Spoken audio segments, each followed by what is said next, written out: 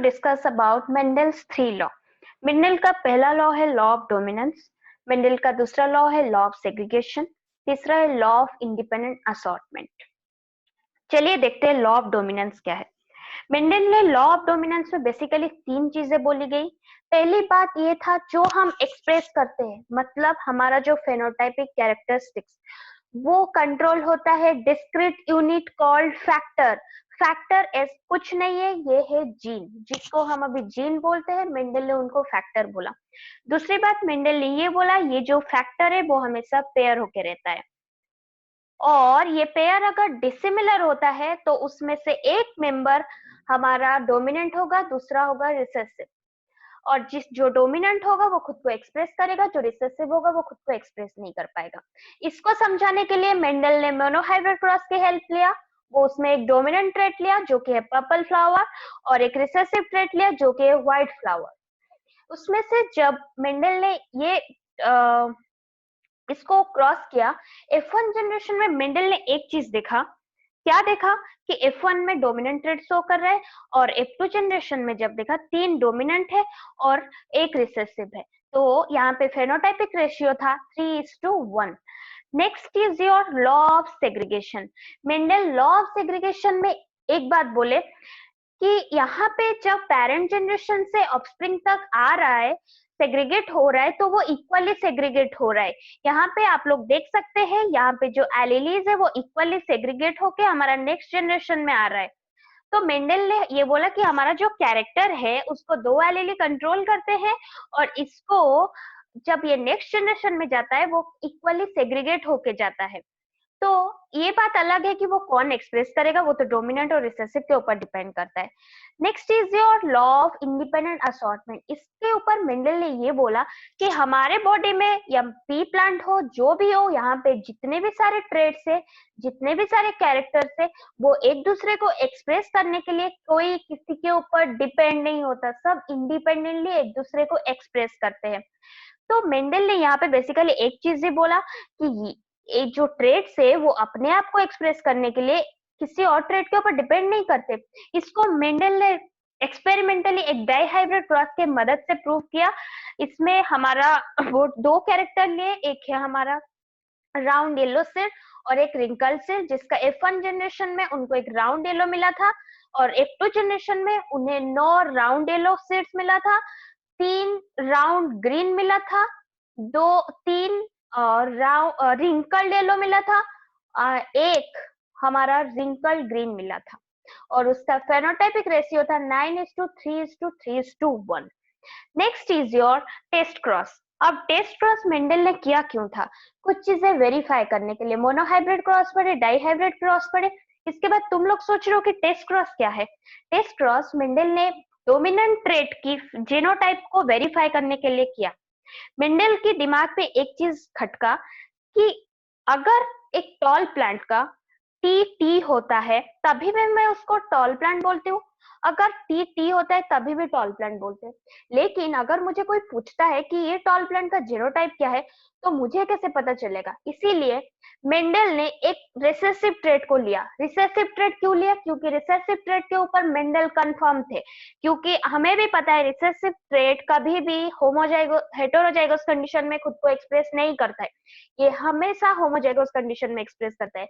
Mendel ने एक unknown genotype लिया जो कि डोमिनेंट है, जो डोमिनेंट ट्रेट का अननोन जीनोटाइप लिया, उसे क्रॉस कराया रिसेसिव ट्रेट के साथ। उसमें से जो F1 जनरेशन में अगर सारा डोमिनेंट ट्रेट शो किया तो मेंडल कंफर्म हुए कि ये है होमोजाइगोस ट्रेट, और अगर उसमें रिसेसिव ट्रेट आया F1 जनरेशन तो मेंडल कंफर्म हुए यहाँ पे जो एलीलीज है वो हेटेरोजाइगोस कंडीशन में है। इसीलिए इसके तो हमको कंक्लूजन क्या मिलता है कि टेस्ट क्रॉस मेंडल किस लिए किए थे? डोमिनेंट ट्रेट के जीनोटाइप जानने के लिए। अब समझ में आया? चलो देखते हैं नेक्स्ट टॉपिक क्या है। नेक्स्ट टॉपिक है law of incomplete dominance. Law of incomplete dominance क्या है? आपने अभी सोच रहे होगा कि दीदी ने बोला लॉ ऑफ डोमिनेंस है। अब लॉ ऑफ इनकम्प्लीट डोमिनेंस क्या है? बाबा, law of incomplete dominance is nothing but, ये क्या हुआ कि ये जो ट्रेट है, ये जो कैरेक्टर है, ना वो डोमिनेंट हुआ ना वो रिसेसिव हुआ, बीच में अटक गया। मतलब ना खुद को फुल्ली डोमिनेंट एक्सप्रेस किया, ना खुद को छुपाया। मतलब ये एक इसको प्रूव करने के लिए ना एक प्लांट लिया गया था, वो है स्नैपड्रैगन फ्लावर, जिसमें भी दो ट्रेट है, जो कि हमारा उसका रेड फ्लावर डोमिनेंट है और व्हाइट फ्लावर रिसेसिव है। इनको जो क्रॉस किया गया, मेंडल के हिसाब से क्या आनी चाहिए? रेड, क्योंकि रेड तो डोमिनेंट है, लेकिन आया पिंक। अब सबके दिमाग में बस ये चल रहा था कि ये पिंक कैसे हो गया, ऐसे तो मेंडल का लॉ गलत हो गया। यस, ये मेंडल की लॉ की एक ड्रॉबैक ही है। अब जब यहाँ पे पिंक आया, तब समझ में आया कि ये जो रेड फ्लावर है खुद को फुल्ली एक्सप्रेस नहीं कर पा रहा है, कहीं ना कहीं डोमिनेंट और रिसेसिव के बीच में अटक जा रहा है। और इसका F2 जनरेशन में दो पिंक फ्लावर आए, एक रेड आया, एक व्हाइट आया, जो कि ये एक ऐसा लॉ है जिसमें जेनोटाइप और फेनोटाइप दोनों का रेशियो सेम आता है। अब सोचो मेंडल कितने लकी थे कि उनके टाइम में ये आया ही नहीं था, ये केस अराइज ही नहीं हुआ था, नहीं तो मेंडल खुद की लॉ के खुद ड्रॉबैक दे देते। ठीक है, अब ये क्वेश्चन बहुत आता है कि ऐसा एक फेनोमेनन बताओ जिसमें बोथ जेनोटाइप और फेनोटाइप रेशियो सेम होता है, तो वो है लॉ ऑफ इनकम्प्लीट डोमिनेंस, और उसका एग्जांपल है स्नैपड्रैगन फ्लावर। अब चलो नेक्स्ट टॉपिक देखते हैं क्या है। नेक्स्ट है योर कोडोमिनेंस। अब डोमिनेंस हुआ, इनकम्प्लीट डोमिनेंस हुआ, कोडोमिनेंस क्या है? भाई कभी देखे और क्लास में दो जन फर्स्ट होते हैं तो दोनों को प्राइज मिलता है, यहाँ पे वही सेम है, यहाँ पे दो जन ही डोमिनेंट है और दो ही एक साथ एक दूसरे को एक्सप्रेस करते हैं। ये देख पा रहे हो, ये दोनों एक दूसरे को एक्सप्रेस करके एबी ब्लड ग्रुप होते हैं। तुम लोगों में से भी बहुत लोगों का एबी ब्लड ग्रुप होगा। अब समझ लो उनके पास जो एलीली है वो दोनों ही डोमिनेट और दोनों ही एक दूसरे को एक्सप्रेस किए हैं। जिनके पास ए होगा उनके पास में भी आई ए होगा, आई ए हो सकता है, आई ए आई हो सकता है। अब आई क्या है? आई एक जीन है जो हमारे ब्लड ग्रुप को कंट्रोल करता है। ये कोडोमिनेंस कुछ नहीं, यहाँ पे जो एलिलीज है वो दोनों ही डोमिनेंट है और दोनों ही एक दूसरे को एक साथ एक्सप्रेस करते हैं। और इसका एग्जाम्पल है हमारे बॉडी में एबीओ ब्लड ग्रुप, जिसका ब्लड ग्रुप एबी है, उनके बॉडी में एलिलीज है आई बी, जो कि एक दूसरे को एक साथ एक्सप्रेस करते हैं ताकि एबी ब्लड ग्रुप बनता है। अब समझ आया? अब देखते हैं नेक्स्ट क्या है, मल्टीपल एलिलीज क्या है। हम एलिलीज पढ़े थे, हम ये भी पढ़ चुके हैं कि एक कैरेक्टर को दो एलिलीज कंट्रोल करता है। अब तुम सोच रहे हो कि मल्टीपल एलिलीज क्या है? अभी हमने पढ़े आई जीन, ब्लड ग्रुप एक कैरेक्टर है, उसको कंट्रोल करता है आई जीन, आई ए, आई बी, तीन एलीली ऐसे ही हो गए, इसी को ही मल्टीपल एलीलीज बोलते हैं। और तुम्हें पता है मल्टीपल एलीलीज हमें पॉपुलेशन में मिलता है, इंडिविजुअल पे नहीं। मान लो हमारे बॉडी में मेरा ब्लड ग्रुप बी पॉजिटिव है, तो मे भी मेरा जो बी है वो आई बी आई हो सकता है, आई बी भी हो सकता है। तो मैंने ये क्यों बोला कि ये पॉपुलेशन में मिलता है, इंडिविजुअल पे नहीं। मान लो तुम्हारे क्लास में बच्चे हैं, उनमें सबका ब्लड ग्रुप अलग अलग है। मान लो बहुत जन का सेम भी है, बहुत जन का ए है, बहुत जन का बी है, बहुत जन का ए बी है, ओ है। तो जो ए है उनमें तो ऐसे ही हमें दो एलीली मिल गया, आई ए आई आई, ये मिल गया। किसी के पास आई ए होगा, किसी के पास आई ए आई होगा। और जो बी है उनमें से किसी के पास आई बी आई हो सकता है, आई बी हो सकता है। और जो ए बी है, जाहिर सी बात है उनका तो आई ए आई बी होगा। और जो ओ है उनका तो आई आई होता है, क्योंकि तुम्हारा आई तो होता है रिसेसिव।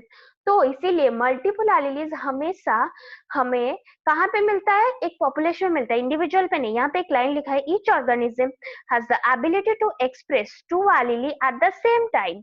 ये हमें भी ब्लड ग्रुप पढ़े, यहाँ पे दो एलीली कोडोमिनेंट होते हैं, तो दोनों एक दूसरे को एक साथ एक्सप्रेस कर पाते हैं। चलो नेक्स्ट देखते हैं inheritance of blood group. Inheritance of blood group मतलब तुम्हारे पेरेंट्स के हिसाब से तुम्हारा ब्लड ग्रुप क्या होगा। मान लो तुम्हारे पेरेंट्स का ब्लड ग्रुप है ए, फादर का ए, मदर का बी। मान लो इनका जो ये है उनका आई ए आई ओ है और इनका आई बी आई ओ है।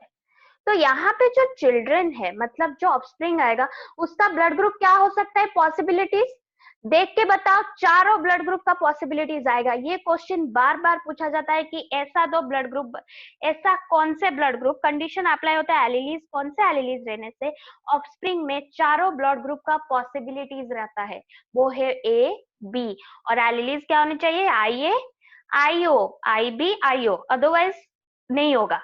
अगर आई रहा और आई भी रहा तो उस मतलब उस बच्चे में सिर्फ ए बी ही दिखाई देगा और कुछ नहीं दिखाई देगा। ठीक है, अब सबको समझ में आया इनहेरिटेंस ऑफ ब्लड ग्रुप क्या है? तुम्हारे पेरेंट्स के हिसाब से तुम्हारा ब्लड ग्रुप डिसाइड होता है। ठीक है, चलो देखते हैं अब नेक्स्ट क्या है। नेक्स्ट है हमारा प्लियोट्रॉपी इन जेनेटिक्स। प्लियोट्रॉपी क्या है? प्लियोट्रॉपी ये है कि एक जीन हमारा बहुत सारे कैरेक्टर को कंट्रोल करता है। ठीक है, एक जीन बहुत सारे कैरेक्टर को कंट्रोल करता है। मान लो एक जीन हमारे पी प्लांट में है जो कि सीड कलर, फ्लावर कलर को कंट्रोल करता है, 2 ट्रेट को कंट्रोल करता है। ऐसे ही हमारा एक बहुत अच्छा एग्जांपल है sickle cell anaemia. Sickle cell anaemia को भी ना बहुत सारे क्या होता है कि सिंगल जीन इसका बहुत सारे कैरेक्टर कंट्रोल करते हैं। चलो देखते हैं कि सिकल सेल एनीमिया है क्या असली में। एनीमिया मतलब क्या है? जब हम बॉडी में ब्लड डेफिशिएंसी होता है, हमारे बॉडी के ब्लड की बात जब आती है हमारे मन में क्या आती है? आरबीसी। आरबीसी क्या होता है? रेड ब्लड सेल, जिसका शेप कैसा होता है? बाइकनकेव। उसका लाइफ स्पैन कितना होता है? 120 डेज।